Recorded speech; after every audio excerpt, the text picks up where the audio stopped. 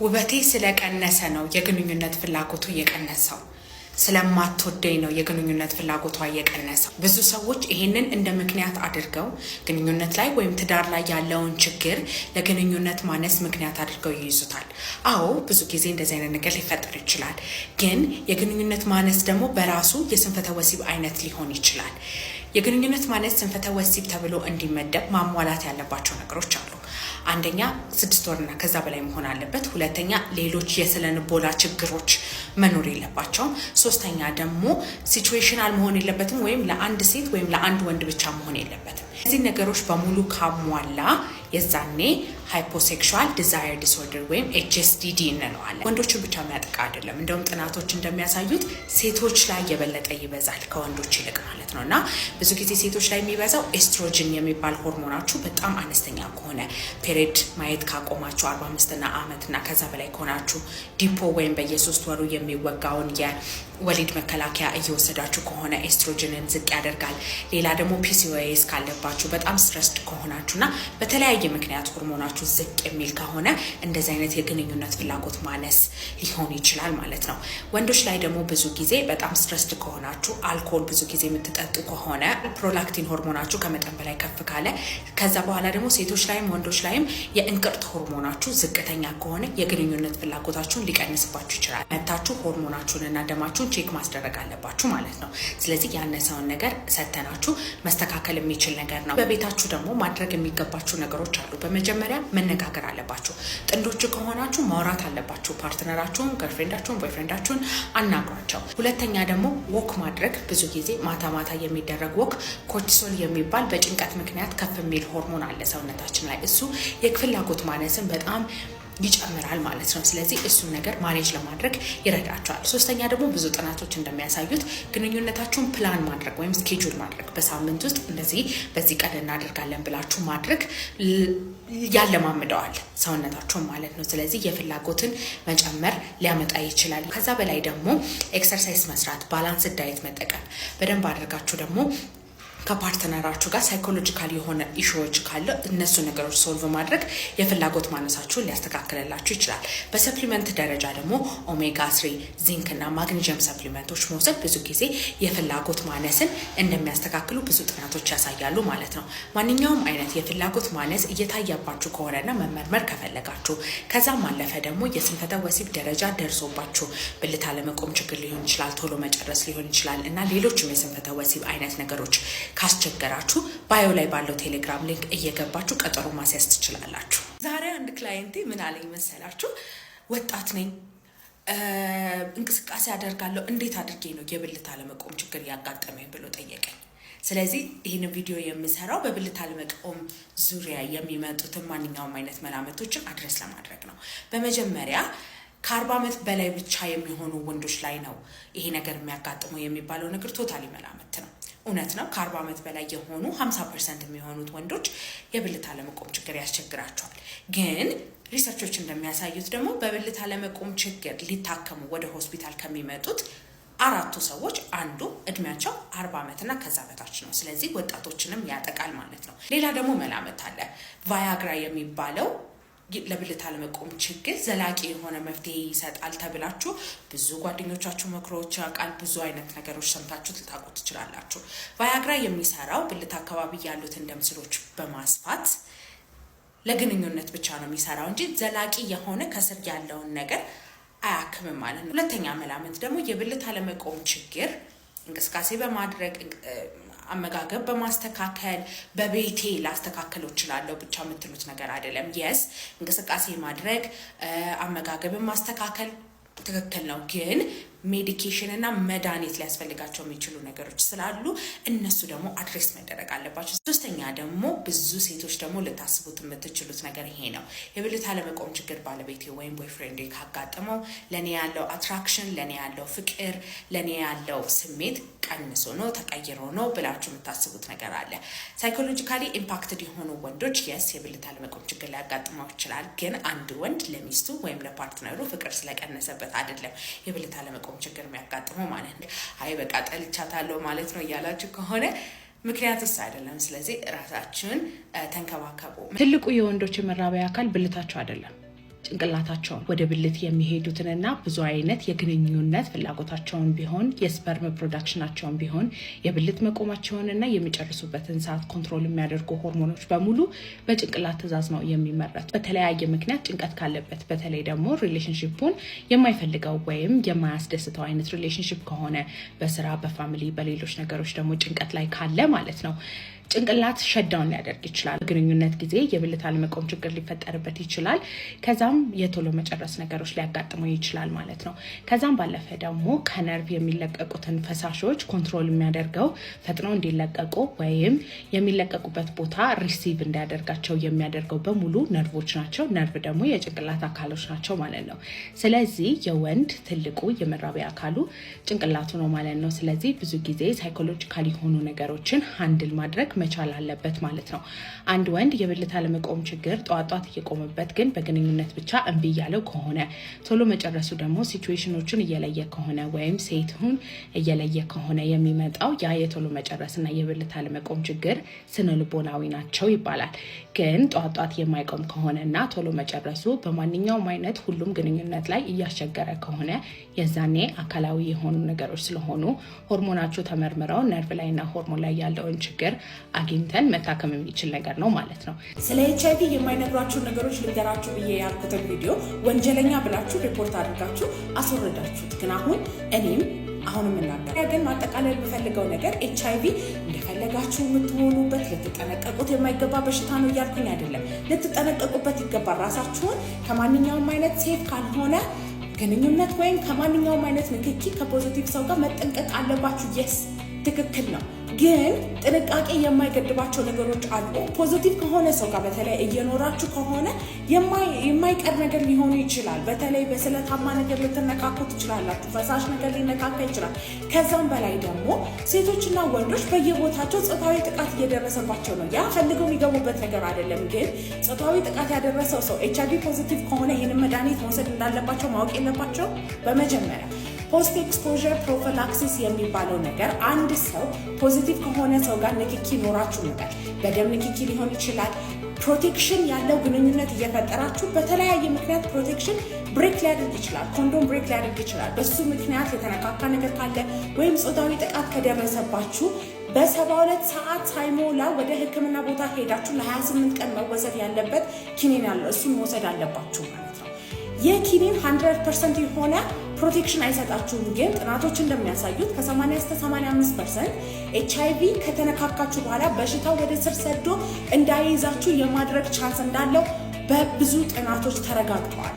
ሁለተኛ መድኃኒት እየወሰዳችሁ ያላችሁ ሰዎች መድኃኒታችሁና ክትትላችሁን በትክክል እንድትከታተሉ የምናገረው ነገር ለራሳችሁ ብቻ አይደለም። ክትትላችሁንና ሕክምናችሁን የምትወስዱት ባሎች ለሚስቶቻችሁ፣ ሚስቶች ለባሎቻችሁ፣ ለሪሌሽንሺፓችሁ፣ እናቶች ደግሞ ወደ ልጆቻችሁ እንዳታስተላልፉ መድኃኒታችሁን በትክክል ከወሰዳችሁ ቫይራል ሎድ የሚባለው ወይም በደማችሁ ውስጥ ያለው የቫይረስ ብዛት የመቀነስ ባህሪ አለው። በተለይ አንድ ዲቴክተብል ደረጃ እስኪደርስ ድረስ ሊቀንስ ይችላል። አንድ ዲቴክተብል ማለት በላብራቶሪ የማይታይ አይነት ደረጃ ደርሷል ማለት ነው። ይህ ማለት ባልና ሚስት ወደ እርስ በርሳችሁም የማስተላለፍ ቻንሳችሁ በጣም ዝቅተኛ ነው። እናቶችም ስታረግዙ ወይም ስታጠቁ ወደ ልጆቻችሁ የምታስተላልፉበት ቻንስ ዝቅተኛ ነው ማለት ነው። የኤችአይቪ ፖዚቲቭ የሆነ ሰው ምልክት ብዙ ጊዜ አያሳይም። ኤችአይቪ ካለው አንድ ሰው የከሳና የተጎሳቆለ ይሆናል። ይሄ ነገር ትክክል አይደለም። ኤችአይቪ ምልክት ሳያሳይ 10 ዓመትና ከዛ በላይ ሰውነታችሁ ውስጥ ሊቀመጥ ይችላል። ስለዚህ ተመርመራችሁ የማታውቁ ከሆነ ቀላል ነው። ላብራቶሪ ሂዱ፣ ኤችአይቪ አስመርምሩ። ኤችአይቪ ፖዚቲቭም ኔጌቲቭም ልትሆኑ ትችላላችሁ፣ ግን ምልክት በማየት አይደለም። ኤችአይቪ ምልክት የለውም። ስለዚህ ሄዳችሁ ተመርመሩ። አራተኛ ደግሞ ኤችአይቪ ፈውስ የለውም። የሚወሰደው መድኃኒት ኤችአይቪ ቫይረሱን ከሰውነታችሁ ወይም ከደማችሁ ለማውጣት አይደለም። ኤችአይቪ የሚሰራውና ብዙ ሰዎችን የሚገለው ቫይረሱ ራሱ አይደለም። የበሽታ መከላከያ አቅማችሁን በጣም ስለሚቀንስ በተለያየ አይነት ህመሞች ትጠቃላችሁ። ኒሞኒያ፣ ቲቢ ምናምን የኤችአይቪ በሽተኛ ይበረታበታል፣ እስከ ሞት ሊዳርገው ይችላል። በሽታ መከላከያ አቅማችሁን ከፍ በማድረግ ንጹህና ደስ የሚል ህይወት መኖር ትችላላችሁ። በቤታችሁ ጾታዊ ጥቃት ደርሶባችሁ ሆስፒታል ሳትሄዱ የቀራችሁ ሰዎች ካላችሁ ፕሊዝ ሄዳችሁ ቼክ ተደረጉ። በማንኛውም አይነት ምክንያት ስለታማ ነገር ነክቷችሁ ኦኬ ያን ያክል አልደማሁም ያን ያክል አልነካኝም ኦር ያ ሰው ያለው የኤችአይቪ ስታተስ አይታወቅም ስለዚህ ሰላም ነኝ እያላችሁ ካላችሁ ፕሊዝ ሄዳችሁ ቼክ ተደረጉ። ያንን ነው ያልኩት። ጥፋቴ ምኑ ጋር ነው? ስንፈት ያለበት ይወልዳል እንዴ? አሁን የብልት ጥንካሬ ማጣት ያለበት ወንድ እንግዲህ ብልት በደንብ አይቆምለትም አይደል? ፔኔትሬሽንም በደንብ አይኖርም። ያ ማለት በደንብ ወደ ሴቷ ብልት ዘልቆ አይገባም። ስለዚህ የሚፈሰው ፈሳሽ በሚፈለገው ደረጃ ዲፕ ድረስ ገብቶ ላይፈስ ይችላል። በዚህ ምክንያት ጽንስ እምቢ ሊል ይችላል፣ አንደኛው ምክንያት። ሁለተኛው ደግሞ ስንፈተ ወሲብ መፍጠን ነው። የእርካታ ደረጃው በጣም ፈጣን የሆነ ወንድ ገና ሴቷ ጋር ውስጥ ሳይገባ የዘር ፈሳሹ ሊወጣ ይችላል። ስለዚህ ጽንስ አይፈጠርም። አለመርካትም ጽንስ እንዳይፈጠር ያደርጋል። አለመርካት የስንፈተ ወሲብ አይነት ስለሆነ ማለት ነው። ወንድ ረክቶ ፈሳሽ የማይወጣለት ከሆነና ግንኙነቱ የሚቋረጥ ከሆነ ጽንስ አይፈጠርም ማለት ነው። እነዚህ ስንፈተ ወሲቦች ልጅ እንዳይፈጠር የሚያደርጉበት ምክንያት ከነዚህ የተነሳ ነው። በቂ የዘር ፈሳሽ ኖሮት ፈጥኖ ደጅ የሚፈስ ከሆነ አይፈጠርም። በቂ የዘር ፈሳሽ ኖሮት ቆይታ ላይ ግን በጣም የሚቆይ ወንድና ሳይጨርስ ግንኙነቱ የሚቋረጥበት ወንድ ጽንስ እንዳይፈጠር ያደርጋል። ከምንም ነገር በላይ አንድ ሴትን ሊያስፈራት የሚችል ነገር እርግዝና ነው። እርግዝና ጊዜ ሁሉ ነገር መቀየር የለበትም፣ ሁሉ ነገር መክበድ የለበትም እና እርግዝናሽን እንዴት አድርገሽ ቅልል ልታደርጊው እንደምትችይ ካሁኑ ትንንሽ ፖይንተሮች ልስጥሽ። እርግዝና በ3 ወራቶች ይከፋፈላሉ። የመጀመሪያ ፈርስት ትራይሚስተር ይባላል። ይህ ከመጀመሪያ ሳምንትሽ እስከ 14ኛ ሳምንት ነው። በዚህ ጊዜ ሞርኒንግ ሲክነስ በጣም ያለበት ጊዜ ነው እና ያቅለሸልሽሻል። የምትበይው ነገር በሙሉ አይረጋልሽም፣ ማስታወቅ ይበዛብሻል እና እነሱን ነገሮች የምታክሚበት ብዙ ነገሮች አሉ። አንደኛ ከመተኛትሽ በፊት 1-2 ሰዓት በፊት ብዙ አይነት ፈሳሾች አለመውሰድ ጠዋት ያለሽ ሞርኒንግ ሲክነስ ሊያስተካክልልሽ ይችላል።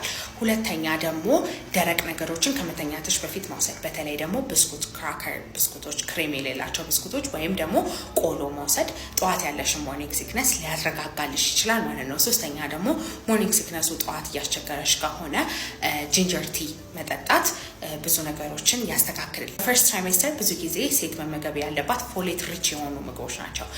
የአብሻ ጎመን የመጀመሪያ ሆኖ ማለት ነው። ሁለተኛ ደግሞ ቫይታሚን B6 ሪች የሆኑ ምግቦችን ብትመገብ፣ በተለይ ደግሞ ሙዝ ጥሩ ነው። አትክልትና ፍራፍሬ በደንብ እንትን ብታደርግና ከምንም ነገር በላይ ደግሞ እንድትርቀው የሚጠበቀው ያልተጠበሱ ነገሮች፣ በተለይ ደግሞ ያልተጠበሰ አሳ ወይም ሱሺና ፓስቸራይዝድ ያልሆነ ወተት ወይም የላም ወተት ወይም የላም እርጎ አይመከርም። ቢሮ ውስጥ የምትሰሪ ከሆነ ተቀምጠሽ ብትሰሪ ብዙ ጊዜ ችግር የለውም፣ ግን በእርግዝና ጊዜ ደም ይወፍራል። ስለዚህ ከተቀመጥሽበት እየተንቀሳቀሽ ደምሽ እንዳይረጋ ማድረግ አለብሽ። ጂም የምትሰሪ ከሆነ ደግሞ የምታነሺውን ክብደቶች በተቻለ መጠን ከ10 ኪሎ በታች ማድረግ አለብሽ እና በጣም የሚያዘልሉ አይነት ኤሮቢክስ ኤክሰርሳይሶች ባትሰሪ እየተመረጠ ነው። ወክ ማድረግ ብዙ ጊዜ ይመከራል ማለት ነው። ከዛም በላይ ደግሞ ሳውና የምትጠቀሙ ስቲም የምትጠቀሙ ሰዎች ከሆነ ፈርስት ትራይሜስተር ላይ ብዙ ጊዜ አይመከርም። ሰከንድ ትራይሜስተር ማለት ደግሞ ብዙ ጊዜ ከ15ኛ ሳምንት እስከ 28ኛ ሳምንት ነው እና በዚህ ጊዜ ልጅ እያደገ ነው እና አስተያየትሽ በጀርባሽ መተኛት አትችይም ማለት ነው። ለምን? በጀርባ ስትተኚ ወደ ልጅሽ የሚሄደውን የደም ስር ኮምፕረስ ስለምታደርጊው ወደ ልጅሽ የሚሄደው ደም ሊቀንስ ይችላል። ስለዚህ ወደ ጎንሽ መተኛት መልመድ መቻል አለብሽ። ጂም ስትሰሪ አሁንም ብዙ ኢንቴንስ የሆኑ ኤክሰርሳይሶች ባትሰሪ ክብደት ልታነሺ ትችያለሽ፣ ግን በወገብሽ ሳይሆን በጉልበትሽ ኮምፐስ እያልሽ ብትሰሪ እና ፑሻፕ የሆኑ ነገሮች ማህፀን ላይ ያሉ ችግሮችን ስለሚፈጥሩ ብዙ ጊዜ አይመከሩም ማለት ነው። አመጋገብ ላይ ደግሞ አይረን ሪች የሆኑ ምግቦችን መመገብ ብዙ ጊዜ ይጠቅማል ማለት ነው። በተለይ ደግሞ ቢፍ፣ ቀይ ስጋ፣ ከዛም በላይ ደግሞ ካልሽየም ብትወስዱ በጣም ጥሩ ነው። ስለዚህ እርጎ ምናምን ብትጠጡ አሪፍ ነው። ከዛ በላይ ደግሞ ፋይበር በደንብ ያላቸው፣ ስለዚህ ድርቀት ምናምን እንዳይፈጠር፣ ከዛ ጋር ህመም ስለሚፈጠር ድርቀት እንዳይፈጠር አትክልትና ፍራፍሬዎችሽን በደንብ አድርገሽ ብትበይ በጣም አሪፍ ነው ማለት ነው። ቢሮ ውስጥ የምትሰሪ ከሆነ ብዙ ጊዜ በሰከንድ ትራይሜስተር ማለት ነው እግር የሚያብጡበት ጊዜ ነው። ስለዚህ ቢሮ ውስጥ ለረጅም ጊዜ የምትቀመጭ ከሆነ አንደኛ ጀርባሽ ላይ ትራስ አስቀምጠሽ ሰፖርት እንዲያደርግሽ ማስቀመጥ አለብሽ። ሁለተኛ ደግሞ እግርሽ ኤቭሪ ናው ኤንድ ዘን ኤሌቬት እያደረግሽ ከፍ እያደረግሽው ብትቀመጪ አሪፍ ነው ማለት ነው። ወክ ማድረግ ለእርግዝና ኢንቴንስ ከሆኑ ኤክሰርሳይሶች በላይ ይጠቅማሉ። ግን ኢንቴንስ ኤክሰርሳይዝ በምትሰሩበት ጊዜ ደም እያያችሁ ከሆነ የልጃችሁ እንቅስቃሴ እየቀነሰ ከመሰላችሁ ከምንም ነገር በላይ ደግሞ ልብ ህመም እየፈጠራችሁ ከሆነ ሰውነታችሁ ኤክሰርሳይሱን አልቻልኩትም ብሎ እየነገራችሁ ነው ማለት ነው። ስለዚህ ማቆም ይሻላል። ሰከንድ ትራይሜስተር ደግሞ ማቆም ያሉብሽ ሁለት ነገሮች አሉ። አንደኛ ፕሮሰስድ ፉድ ብዙም አይመከርም። ሁለተኛ ደግሞ ቡና ወይም ኤኒ ታይፕ ኦፍ ካፌን ብትቀንሺ መልካም ነው በዚህ ጊዜ። ለሶስተኛ ትራይሜስተር ነው። ሶስተኛ ትራይሜስተር ማለት ከሰባተኛ ወራችሁ እስትትወልዱ ድረስ እስከ 40 ሳምንት ድረስ ያለው ነው ማለት ነው። በዚህ ጊዜ ብዙ አይነት ነገሮች ይፈጠራሉ። ክብደት በጣም ጨምረሻል፣ ልጅሽም ክብደት በጣም ጨምሯል እና አስተያየትሽ ብዙ ጊዜ ፕሬግናንሲ ፒሎስ የሚባሉ አሉ እና እሱ ላይ እና በግራ ጎንሽ ብትተኝ የተመረጠ ነው ለልጅሽ፣ ለልቡም ለራሱም የሚሄደው ደም በጣም ኦፕቲመም እና ሃይ እንዲሆን ያደርግልሻል ማለት ነው። ሁለተኛ ደግሞ ቼክአፖችሽን ሞር ፍሪኩዌንትሊ እና ቶሎ ቶሎ መሄድ ያለብሽ ጊዜ ነው።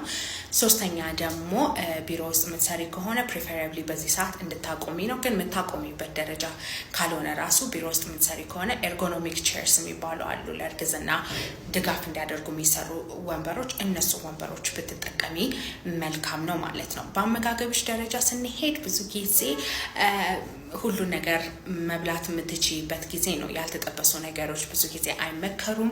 ስለዚህ እነሱ ነገሮች ታቆሚያለሽ። ከዛ ውጭ ግን ወተት በደንብ አድርገሽ የምትጠጪበት፣ ካልሽየም ነገሮችን በደንብ አድርገሽ የምትወስጂበት እና ያንን ነገር ነው። በሶስተኛ ትራይሜስተር ጊዜ ከባድ ኤክሰርሳይሶች ብዙ ጊዜ አይመከሩም።